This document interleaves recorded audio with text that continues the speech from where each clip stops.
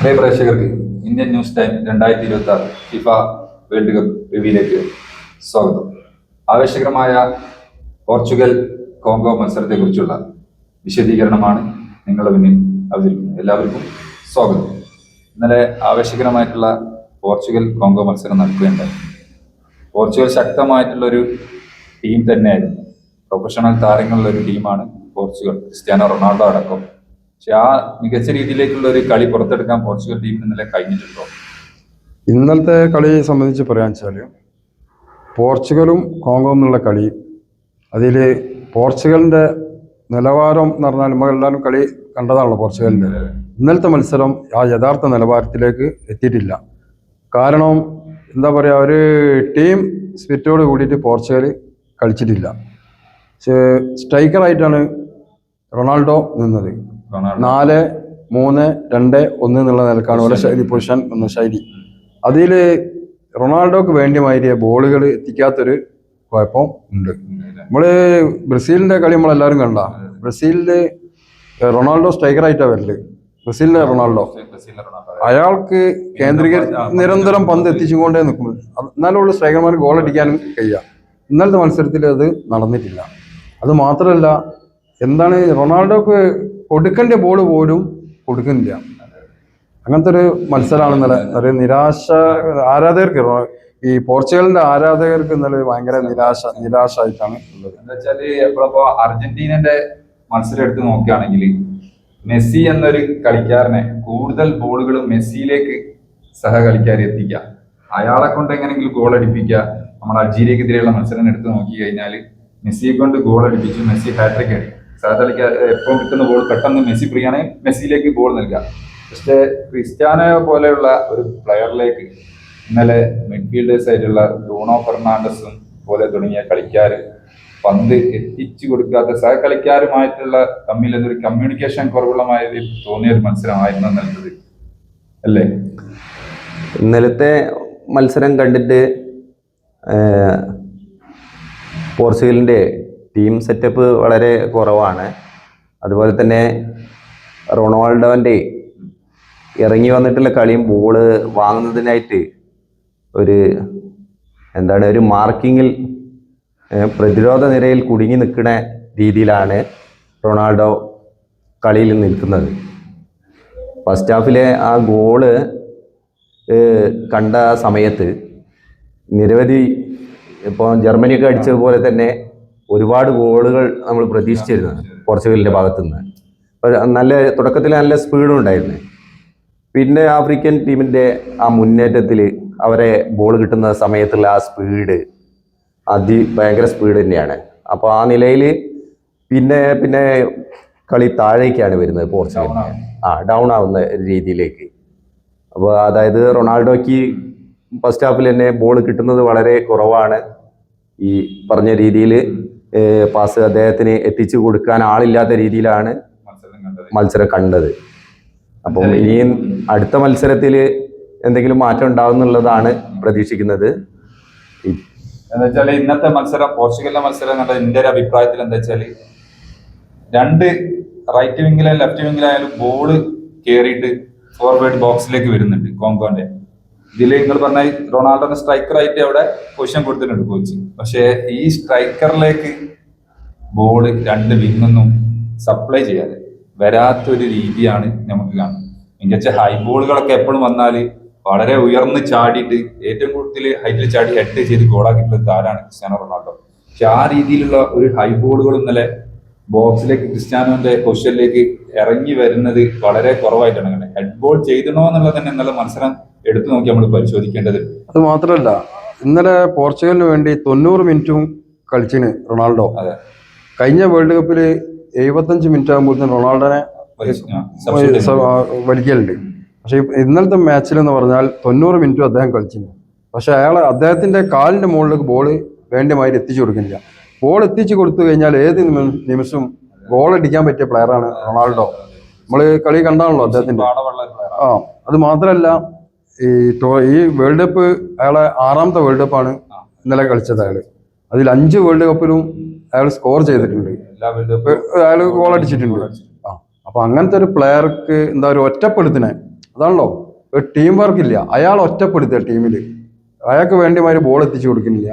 ഇപ്പോൾ നേരത്തെ ഫാസിൽ പറഞ്ഞ് മെസ്സിക്ക് എന്ന് പറഞ്ഞാൽ മെസ്സിന്റെ സഹ കളിക്കാര് നിരന്തരമായിട്ട് മെസ്സിനെ കേന്ദ്രീകരിച്ച് ബോൾ എത്തിച്ചു കൊടുക്കും. മെസ്സിയിൽ ഒരു വിശ്വാസമുണ്ട്, മെസ്സി ഏത് ടൈമിലും ഗോൾ അടിക്കുന്നുള്ളത്. അതേമാതിരി ഒരു പ്ലെയറാണ് ആര്, ക്രിസ്ത്യാനോ റൊണാൾഡോ. ഏത് നിമിഷവും നല്ല സ്കില്ലുള്ള പ്ലെയറാണ് റൊണാൾഡോ. പക്ഷെ അയാൾക്ക് വേണ്ടിയമാതിരി ബോൾ എത്തിച്ചു കൊടുക്കുന്നില്ല. അത് വളരെ മോശപ്പെട്ട ഒരു രീതിയാണ് ഇപ്പൊ ഈ ഫുട്ബോളിൽ കണ്ടുകൊണ്ടിരിക്കുന്നത്. ഒരു പ്ലെയറെ ഒറ്റപ്പെടുത്തുന്ന ഒരു രീതിയിലേക്കാണോ പോർച്ചുഗലിന്റെ ടീം നീങ്ങുന്നത് എന്നുള്ള ഒരു തോന്നുക ഇന്നലത്തെ കളി കണ്ടിട്ട്. പോർച്ചുഗലിന്റെ മുൻ വർഷത്തെ വേൾഡ് കപ്പിലെ മത്സരങ്ങൾ എടുത്തു നോക്കിയാൽ നമുക്ക് കളിക്കാര്, ഞാൻ നേരത്തെ സൂചിച്ചിട്ടുണ്ട്, ക്രിസ്ത്യാനോയിലേക്ക് പന്ത് എത്തിക്കാൻ എന്തോ ഒരു മടി അവർ കാണിക്കുന്നുണ്ട്. എന്താണെന്നുള്ളത് നമുക്ക് അത് മനസ്സിലാക്കിയെടുക്കാൻ നമ്മൾ ആരാധകർക്ക് കഴിയുന്നില്ല. ആരാധകരായിട്ട് നമ്മളെ കൊച്ചുകുട്ടികൾ പോലും CR7 ഗോള് കാണാൻ പ്രതീക്ഷിച്ച് നിൽക്കുന്ന ഒരു ഇതാണ്. അതുപോലെ തന്നെ സിക്സാഗ് ട്രിബിളിങ്ങിന്റെ ഒക്കെ ഒരു ആശാനാണ് ക്രിസ്ത്യാനോ റൊണാൾഡോ. കാലുകൾ രണ്ടും അപ്പുറത്തേക്കും ഇപ്പുറത്തേക്കും ക്രോസ് ചെയ്തുകൊണ്ടുള്ള ഒരു മനോഹരമായ സ്കില്ല്, ഒരു ഡിഫൻഡറെ പെട്ടെന്ന് വെട്ടിക്കുന്ന രീതിയിലുള്ള ഒരു കളിക്കാരൻ. അത്തരം ഗെയിം പ്ലാനിങ് ഒന്നും ഇന്നലെ ക്രിസ്ത്യാനോ റൊണാൾഡോയില് നിന്നിട്ട് കണ്ടിട്ടില്ല. പിന്നെ പെട്ടെന്ന് അയാൾക്ക് ഇങ്ങനെ കിട്ടിയ പാസ് തന്നെ ഒരു പൊസിഷൻ കീപ്പ് ചെയ്യാത്ത രീതിയിലുള്ള ഒരു ഇതിനാണ് കിട്ടിയത്. അതുപോലെ തന്നെ കോങ്കോ നല്ലൊരു മത്സരം തന്നെയാണ് കാഴ്ചവെച്ചിട്ടുണ്ട് അല്ലെ, ആഫ്രിക്കൻ കരുത്തന്മാരായിട്ടുള്ള കോങ്കോ അതല്ലേ. ഇന്നലത്തെ മത്സരത്തില് ശരിക്കും നമ്മളങ്ങനെയാണല്ലോ, കളി സമനിലയിൽ അവസാനിച്ചില്ലെങ്കിലും ഇന്നലെ കോങ്കോ എന്നാണ് ജയിച്ച മാതിരിയാണ് ഇന്നലെ.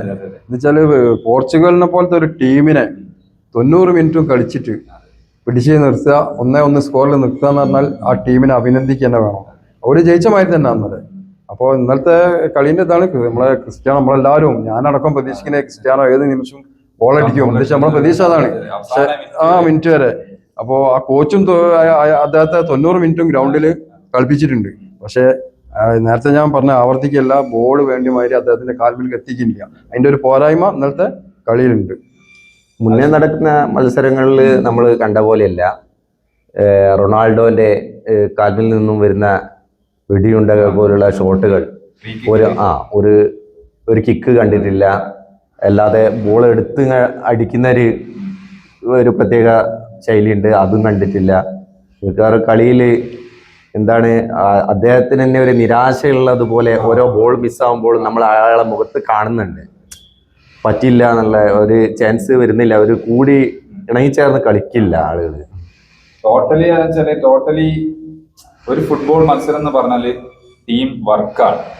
ഇന്നലെ പോർച്ചുഗലിന്റെ മത്സരത്തിൽ ആ ടീം വർക്ക് കണ്ടിട്ടില്ല എന്നുള്ളതാണ് എൻ്റെ ഒരു അഭിപ്രായത്തിൽ പറയാനുള്ളത്. എന്ന് വെച്ചാല് ഒരു ഒറ്റയാനെ പോലെ ഒരു കാട്ടിൽ ഒറ്റപ്പെട്ട് നിൽക്കുന്ന ഒരു കളിക്കാരൻ അവസ്ഥയാണ് ക്രിസ്ത്യാനോ റൊണാൾഡോന്റെ ഇതിൽ എനിക്ക് കണ്ടിട്ടുള്ളത്.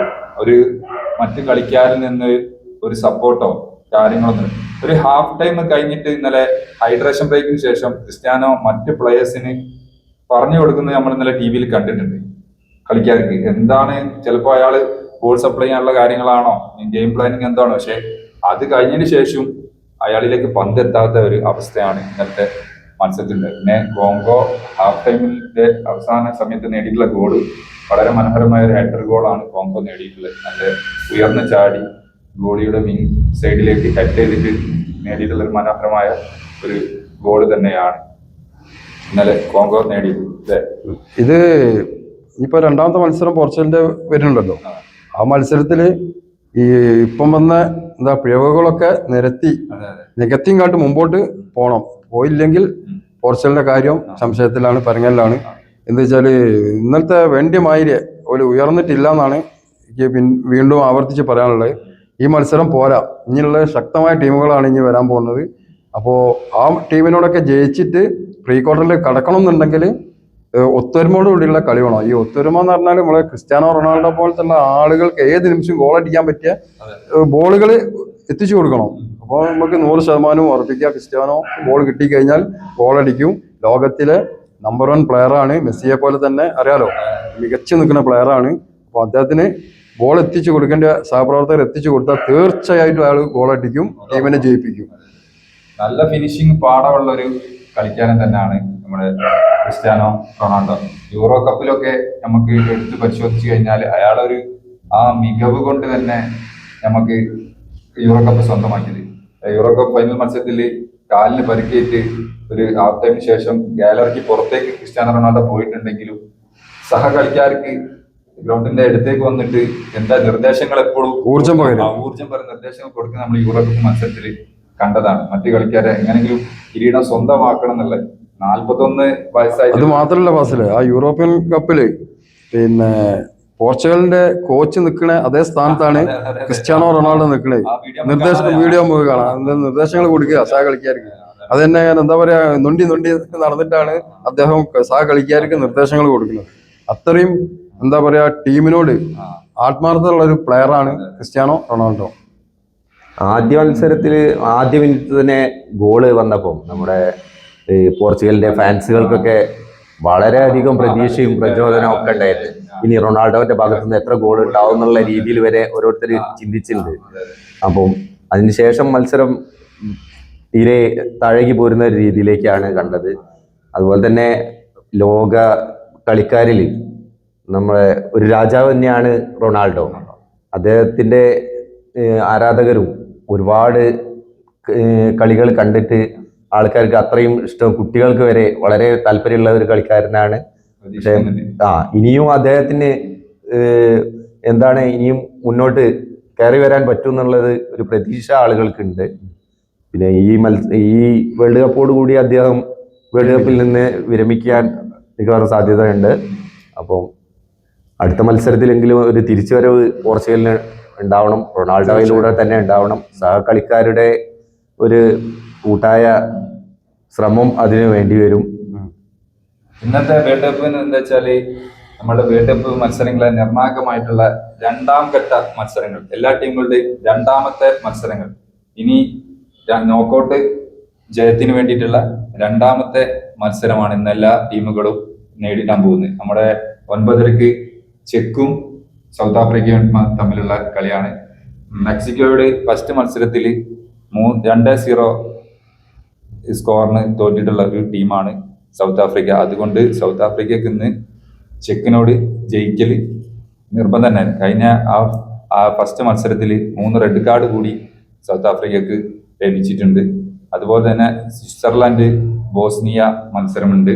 അതുപോലെ തന്നെ കാനഡ ഖത്തർ, ഏഷ്യൻ രാജ്യമായിട്ടുള്ള ഖത്തറും ഇന്ന് അവരുടെ രണ്ടാമത്തെ മത്സരത്തിന് ആതിഥേയരായ കാനഡയാണ് ഖത്തറിന്റെ എതിരാളികൾ. പിന്നെ ഇന്നത്തെ ആവേശകരമായിട്ടുള്ള ഒരു മത്സരമാണ് മെക്സിക്കോ ദക്ഷിണ കൊറിയ. ആ മത്സരത്തിൽ ഇന്ന് ജയിക്കുന്ന ആള് ആ ഗ്രൂപ്പിൽ നിന്ന് സെക്കൻഡ് റൗണ്ടിലേക്ക് പൂർണ്ണമായിട്ടുള്ള ഒരു യോഗ്യത നേടുന്നത്. അതൊരു നിർണായകമായിട്ടുള്ള ഒരു ആവേശകരമായിട്ടുള്ള ഒരു മത്സരം തന്നെയായിരിക്കും മെക്സിക്കോയും ദക്ഷിണ കൊറിയയും തമ്മിലുള്ള മത്സരം. അപ്പൊ ഇനി വരുന്ന മത്സരത്തിൽ നമ്മുടെ ക്രിസ്ത്യാനോ റൊണാൾഡോക്ക് വ്യക്തമായിട്ടുള്ള ഒരു പ്ലാനിങ് ഗെയിം കോച്ച് നൽകും എന്നുള്ളത് തന്നെ നമുക്ക് പ്രതീക്ഷിക്കാം. എല്ലാ വേൾഡ് കപ്പിലും ഗോളുകൾ അടിച്ചിട്ടുള്ള ക്രിസ്ത്യാനോ ഏത് വർഷം മുതലാണോ വേൾഡ് കപ്പ് കളിക്കാൻ തുടങ്ങിയത് ആ കാലം മുതൽ കളിച്ച വേൾഡ് കപ്പിലെല്ലാം ഗോൾ നേടിയിട്ടുള്ള ഒരു കളിക്കാരൻ കൂടിയാണ്. അപ്പോൾ ഈ 2026 വേൾഡ് കപ്പിൽ ഗോൾ സ്കോർ ചെയ്യുകയാണെങ്കിൽ ഒരു റെക്കോർഡാണ് അയാൾ. ഒരു കളിക്കാരൻ കിട്ടാത്ത ഒരു റെക്കോർഡ് അയാളുടെ പേരിൽ സാധ്യമാവും. ക്രിസ്ത്യാനോ റൊണാൾഡോക്ക് വരുന്ന മത്സരത്തിൽ മികച്ച രീതിയിൽ കളിക്കാനും ഗോൾ അടിക്കാനും ഉള്ള ഒരു സാഹചര്യം ഉണ്ടാവട്ടെ എന്ന് നമുക്ക് ആരാധകർക്ക് വേണ്ടി ആശംസിക്കാം.